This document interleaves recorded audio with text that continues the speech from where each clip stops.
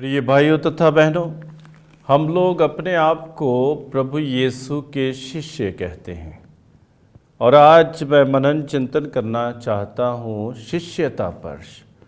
प्रभु का शिष्य हम कैसे बन सकते हैं और प्रभु का शिष्य कौन हो सकता है और कैसे हम लोग शिष्यता में आगे बढ़ सकते हैं।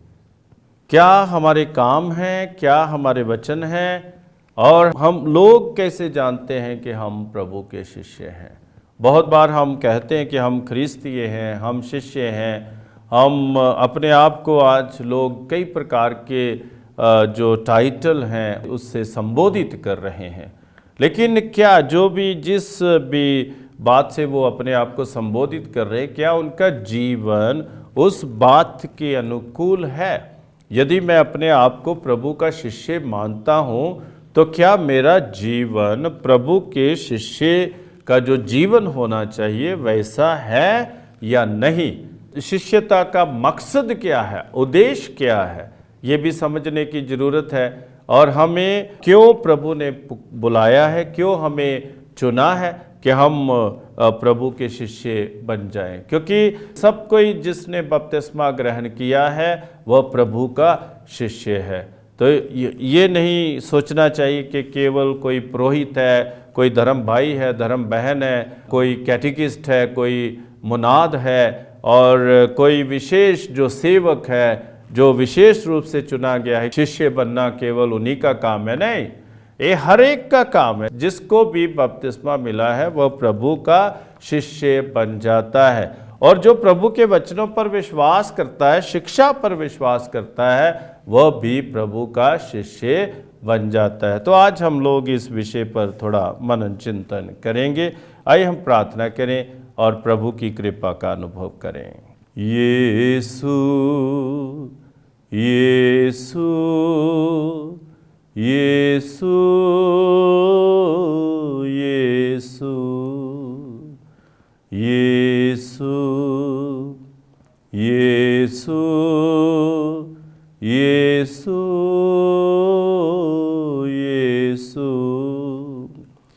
यीशु यीशु यीशु यीशु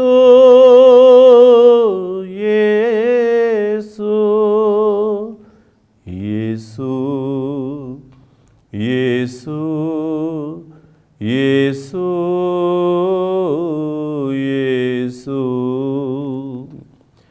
है प्रेम का तू सागर, मन प्रेम से तू भर दे। है प्रेम का तू सागर, मन प्रेम से तू भर दे। यीशु यीशु यीशु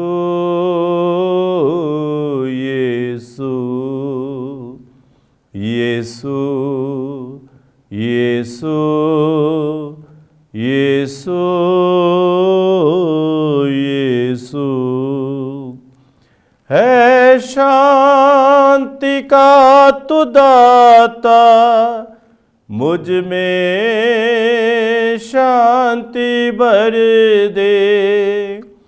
है शांति का तू दाता, मुझ में शांति भर दे। यीशु यीशु यीशु यीशु यीशु यीशु यीशु यीशु है ज्ञान का तू दाता, मुझ में तेरा ज्ञान भर दे। है ज्ञान का तू दाता, मुझ में तेरा ज्ञान भर दे। यीशु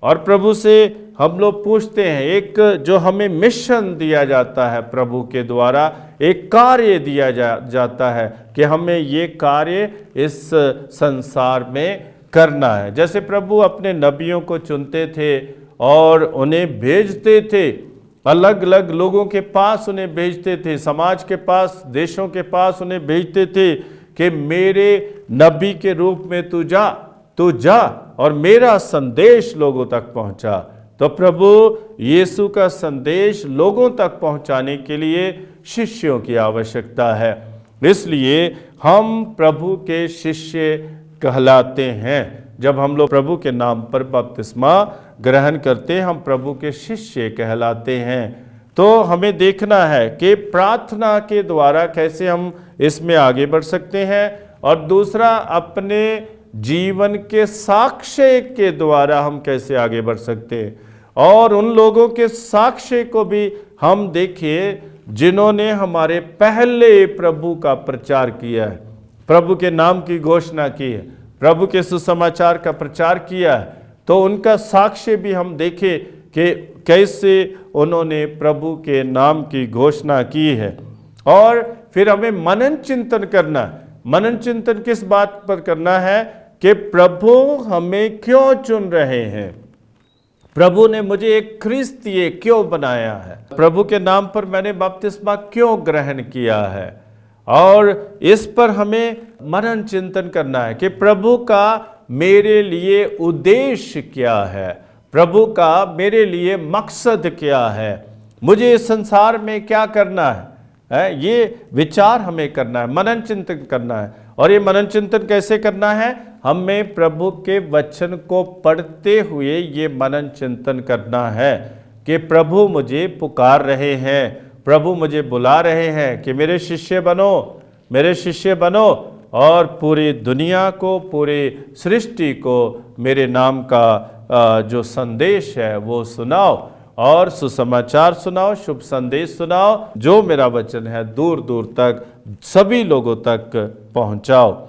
तो हमारा मकसद और आधार क्या है कि हमें क्या करना है, हमें भाईचारा बढ़ाना है, हमें इस संसार में प्रेम बढ़ाना है, हमें इस संसार में क्षमा को बढ़ाना है, हमें सुख शांति अपने जीवन में उसका अनुभव करना है, और दूसरों को भी उस सुख शांति का अनुभव कराना है। और जब हम लोग प्रभु की कृपा से भरे रहेंगे और पूर्ण रहेंगे, तभी हम दूसरों को भी प्रभु की कृपा के बारे में, विषय में बता सकते हैं।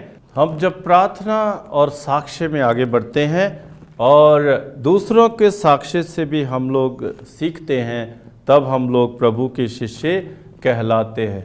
तो हमें बुलाया जा रहा है कि हम पूरी सृष्टि को और पूरे संसार को प्रभु के संदेश को सुनाएं और प्रभु के सुसमाचार को सुनाएं, ताकि सब कोई प्रभु का सुसमाचार सुनकर सही रास्ते पर चले और प्रभु की कृपा का अपने जीवन में अनुभव करे।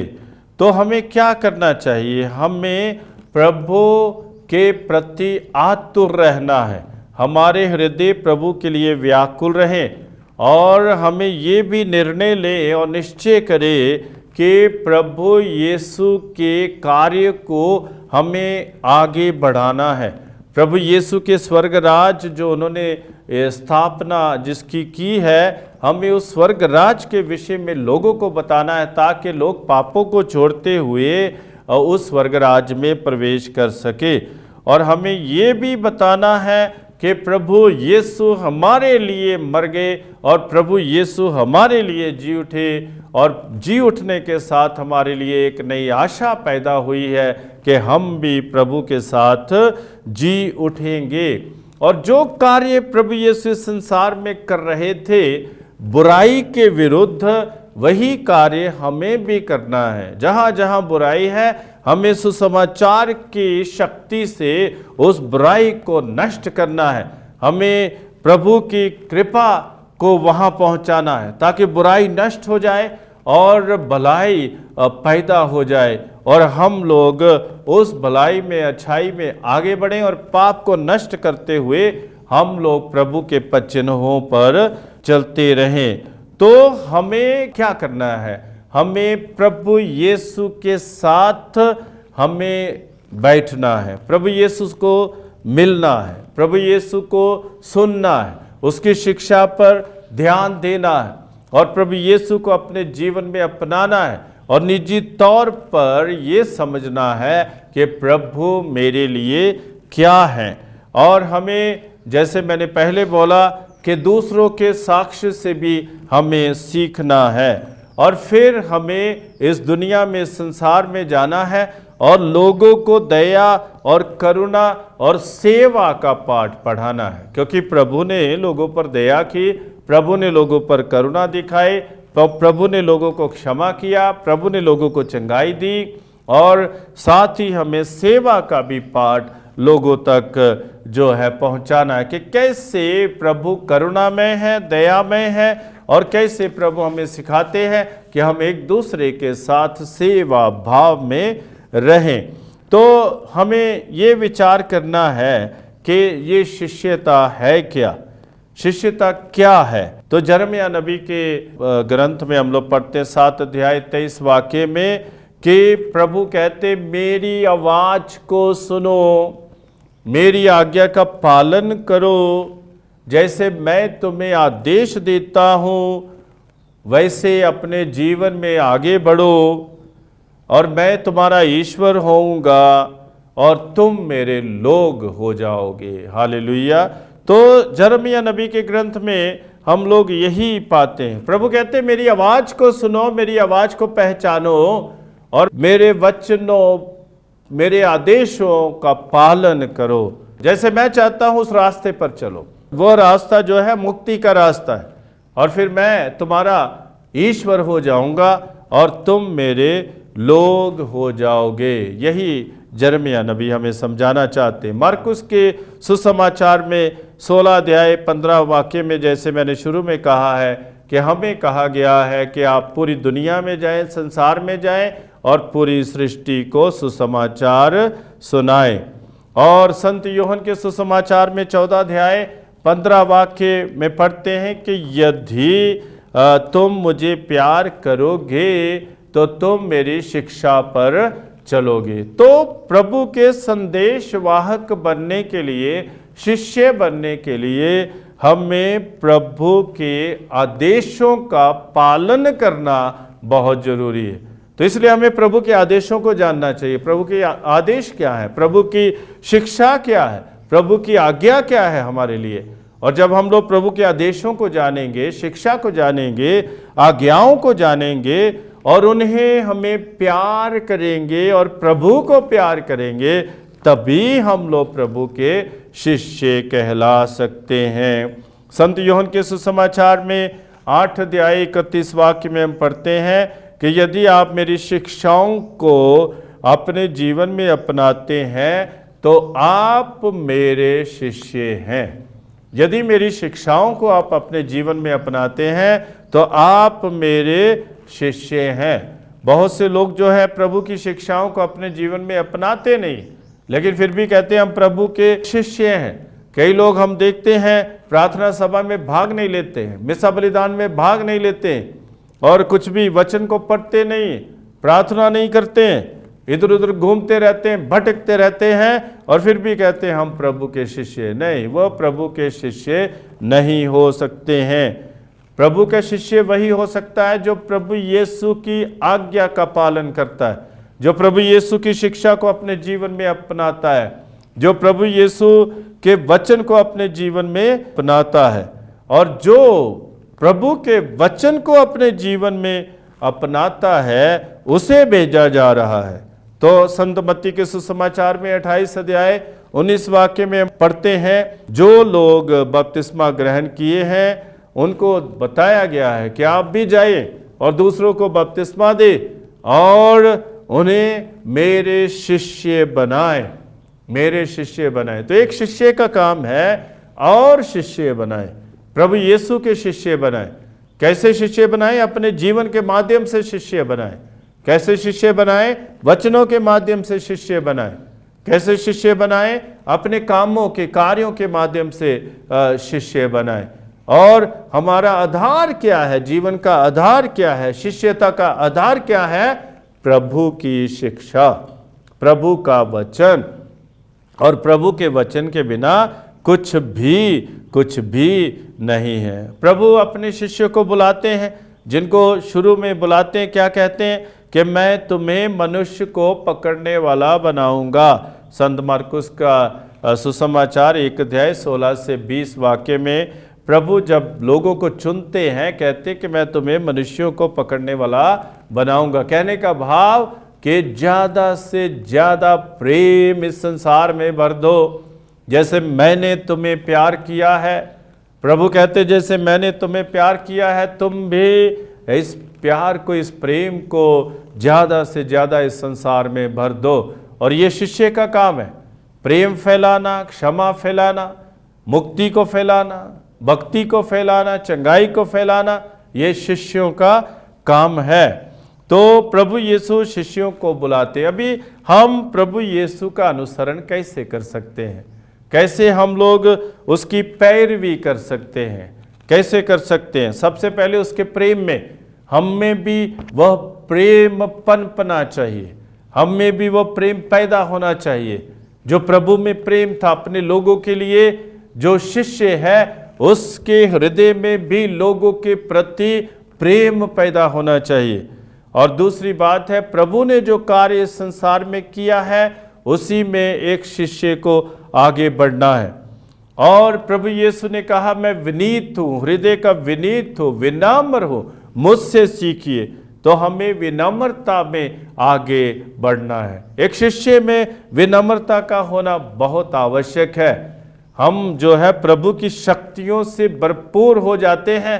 कभी कभी हम लोग इसका घमंड करते हैं, अहंकार करते हैं, तो हम इस संसार में अच्छाई नहीं फैला सकते। नहीं, जितने भी शक्तिशाली हम बने क्यों नहीं, प्रभु के सामर्थ्य से हम लोग भरपूर रहें, लेकिन हमारे जीवन में विनम्रता का भाव होना चाहिए। विनीत, हमें विनीत बनना है, जैसे प्रभु यीशु हृदय के विनीत थे। तो प्रभु यीशु के जैसे हमें भी विनीत बनना है, विनम्र बनना है। और प्रभु यीशु ने जैसे सेवा की वैसे हमें भी सेवा करना है। प्रभु यीशु घूम घूम कर लोगों तक पहुंचते थे और उन्हें प्रभु पिता परमेश्वर के प्यार के विषय में बताते थे, सुसमाचार सुनाते थे, प्रभु का वचन, पिता ईश्वर का वचन सुनाते थे। और यही चाहते थे कि सब कोई पिता ईश्वर के द्वारा दी हुई मुक्ति प्राप्त करें। वैसे एक शिष्य का काम भी है कि वह भी सेवा में आगे बढ़े और दूसरों को प्रभु की मुक्ति के लिए तैयार करे। और प्रभु यीशु ने दुख सहा, एक शिष्य का काम भी ये है कि वह भी दुख में खुश रहे, वह भी दुख में खुश रहे। दुख से भागे नहीं, बीमारियों से भागे नहीं, परेशानियों से भागे नहीं, समस्याओं से भागे नहीं, लेकिन दुख में खुश रहें। जैसे प्रभु यीशु ने इस दुख को, इस दर्द को पिता ईश्वर की इच्छा मानकर सहा, वैसे हर एक शिष्य को भी अत्याचार को, दुख को, दर्द को पिता ईश्वर की इच्छा मानकर अपने जीवन में सहना है। और फिर हर एक शिष्य जो है प्रभु का आज्ञाकारी बनता है, प्रभु की आज्ञा का पालन करता है। और यदि हम लोग प्रभु की आज्ञा का पालन नहीं करते तो हम प्रभु के शिष्य भी नहीं कहला सकते हैं।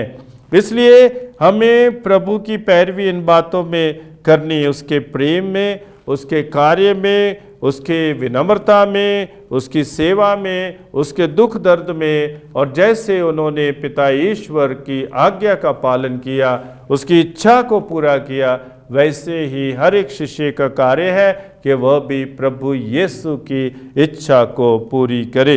शिष्य कौन है? वह एक ऐसा व्यक्ति है जो प्रभु यीशु की शिक्षा पर बिल्कुल दृढ़ है, बिल्कुल दृढ़ है। जैसा कि हम संत लूकास के सुसमाचार में पढ़ते हैं, हर जो शिष्य है प्रभु यीशु की शिक्षा में दृढ़ है। संत मार्कुस के सुसमाचार में हम पढ़ते हैं कि वह अपने जीवन में प्रभु यीशु को पहला स्थान देता है, और कुछ नहीं, धन दौलत को नहीं, गाड़ी और बंगले को नहीं, यहाँ इस संसार की जो शानो शौकत है उसे नहीं, जो शोहरत है उसे नहीं, और जो सम्मान है, इज्जत है उसे नहीं, लेकिन प्रभु यीशु को प्राथमिकता देता है। जो प्रभु यीशु को अपने जीवन में पहला स्थान देता है, और जो प्रभु यीशु को अपने जीवन में पहला स्थान देता है, वही वास्तविक शिष्य है प्रभु का। और एफेसियों के नाम पत्र हम पढ़ते हैं कि वह पवित्र आत्मा को सुनता है, और जब पवित्र आत्मा को सुनता है, अपनाता है, तो हर प्रकार का प्रलोभन उससे दूर हो जाता है। और जो लालच में फंसे हुए हैं, जो प्रलोभन में फंसे हुए हैं, जो लोभ में फंसे हुए हैं, जो कई प्रकार की कामनाओं और वासनाओं और लालसाओं में फंसे हुए हैं, उनमें पवित्र आत्मा काम नहीं कर रहा है। वे पवित्र आत्मा से भरपूर नहीं है। वे केवल इस संसार की शानो शौकत को चाहते हैं। नहीं, एक शिष्य को इस संसार की शानो शौकत से कोई मतलब नहीं है। उसे केवल पवित्र आत्मा से मतलब है, उसे केवल प्रभु यीशु से मतलब है, उसे केवल पिता ईश्वर से मतलब है, उसे केवल प्रभु यीशु की शिक्षा से मतलब है। और फिर हम लोग गलातियों के नाम पत्र में पढ़ते कि वह पवित्र आत्मा की जो वरदान है उन पर जीता है। पवित्र आत्मा के वरदानों पर जीता है, जैसे प्रेम है, जैसे आनंद है, जैसे शांति है। तो जो भी वरदान है उन पर जीता है। और जो शिष्य है, संत यूहन्ना के सुसमाचार में 13 अध्याय 35 वाक्य में हम पढ़ते हैं कि वह दूसरों को प्यार करता है, और केवल मुंह से प्यार नहीं करता, मुख से, वचन से, शब्द से प्यार नहीं करता है, लेकिन अपने कामों के माध्यम से भी प्यार करता है। जैसे संत याकूब कहते हैं कि विश्वास कार्यों के बिना व्यर्थ है, वैसे प्रेम भी कार्यों के बिना व्यर्थ है। केवल इतना ही कहना काफ़ी नहीं कि मैं तुम्हें प्यार करता हूँ, लेकिन हमें दूसरों के लिए कुछ करना भी है।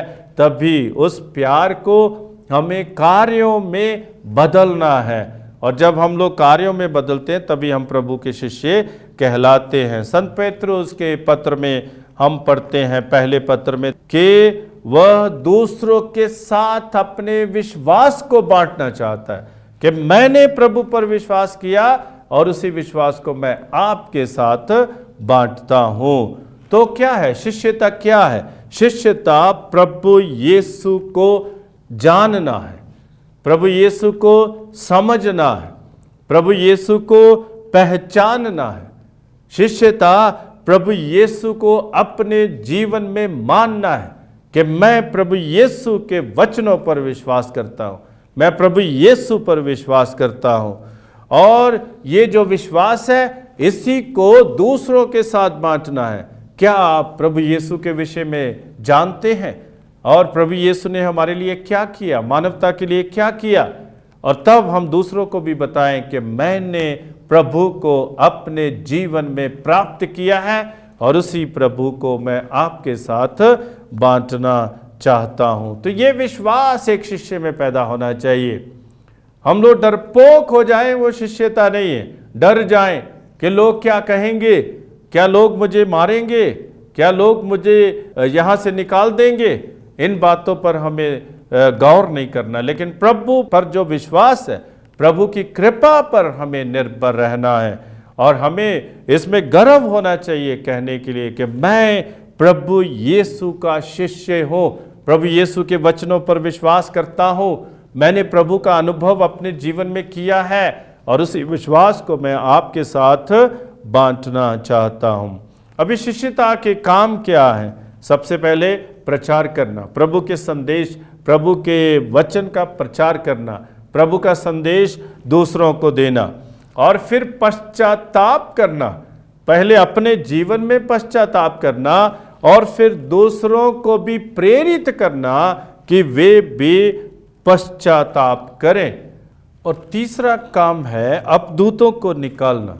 बहुत से लोग शैतान की शक्ति से जकड़े हुए हैं, शैतान के पीछे लगे हुए हैं और वे प्रभु की कृपा का अनुभव नहीं कर पा रहे हैं। और हर एक शिष्य का ये कर्तव्य है कि वह अपदूतों को निकाले और जो लोग शैतानी ताकत से जकड़े हुए हैं उन्हें उन बंधनों से छुटकारा दिलाने के लिए प्रभु से प्रार्थना करे और प्रभु की कृपा उन पर भी हो जाए। और चौथा काम है जो बीमार हैं उनके लिए प्रार्थना करना, और दिल से प्रार्थना करना, हृदय से प्रार्थना करना, विश्वास के साथ प्रार्थना करना, ताकि वे भी प्रभु की चंगाई का अनुभव करें। और उनकी तेल की मालिश करना है, प्रभु यीशु की शक्ति से, कृपा से जो आशीष उस तेल में है उसको चंगाई प्रदान कर सकती है। और फिर चंगाई प्रदान करना, जब हम प्रार्थना करते हैं प्रभु की शक्ति का अनुभव लोगों को करना चाहिए ताकि वे भी जो है चंगाई प्राप्त करें। तो ये शिष्य के काम है कि प्रभु के नाम का प्रचार करना, घोषणा करना और पश्चाताप करना और पश्चाताप का प्रचार करना और अपदूतों को निकालना और बीमारों की मालिश करना, जो आशीष दिया हुआ जो तेल है उसके साथ ही बीमारों की मालिश करना और फिर चंगाई के लिए विशेष प्रार्थना करना। तो एक शिष्य के बहुत कर्तव्य हैं। हम ऐसे ही नहीं सोच सकते कि मैंने बपतिस्मा ग्रहण किया है तो अभी मैं प्रभु का शिष्य हूँ। नहीं, मेरे बहुत काम है, बहुत कर्तव्य है। इसलिए प्रभु की शक्ति की जरूरत है, प्रभु की शिक्षा की जरूरत है, प्रभु के संदेश की जरूरत है, पवित्र आत्मा की शक्ति की जरूरत है। और जब हम लोग पवित्र आत्मा से भर जाएंगे तभी हम प्रभु के नाम की घोषणा कर सकते हैं। हम लोग प्रेरित चरित्र में पढ़ते हैं कैसे शिष्यों पर पवित्र आत्मा उतरा था। और आज हम भी प्रार्थना करें कि हम जो प्रभु के शिष्य हैं हम पर भी पवित्र आत्मा उतरे ताकि हम भी प्रभु के नाम की घोषणा कर सके। मैं एक छोटी सी सलाह सबको देना चाहता हूँ, भले ही वो छोटा बच्चा है, बड़ा व्यक्ति है, कोई भी है और प्रभु में विश्वास करता है, बपतिस्मा ग्रहण किया हुआ है, प्रभु के वचनों पर भरोसा रखता है कि आप एक दिन में कम से कम एक व्यक्ति को प्रभु का वचन सुनाएं ताकि वो भी अपने जीवन को बदले और वो भी प्रभु के नाम को धन्य कहें और प्रभु के नाम की घोषणा करे ताकि वो भी शांति से जी सके, ताकि वो भी प्रभु के प्रेम से भर जाए, ताकि वो भी प्रभु की कृपा और प्रभु की आशीष का अनुभव करे, ताकि वो भी प्रभु के सामर्थ्य और प्रभु की शक्ति का अनुभव करे। तो मैं जो भी अपने आप को प्रभु का शिष्य कहलाता है, जो बातें आज मैंने आपके साथ बांटी है और आपके साथ शेयर की हैं, इन बातों को ध्यान दे कि क्या हम सही में प्रभु के शिष्य हैं या नहीं। और यदि नहीं है तो प्रभु की शिक्षा पर आज से ही ध्यान दे और प्रभु की आज्ञाओं का पालन करे और अपने जीवन में प्रभु की शिक्षा को उतारे ताकि आप भी प्रभु के शिष्य बन सकें। आइए प्रार्थना करें। हे सर्वशक्तिमान पिता परमेश्वर, तुझे धन्यवाद देते आज के समय के लिए। हे प्रभु, हमें कृपा दीजिए ताकि हम आपके सच्चे शिष्य बन सकें, आपके वचन पर निर्भर रहें, आपके वचन को अपने जीवन का आधार बनाएं और कभी भी आपसे दूर ना हो जाएं।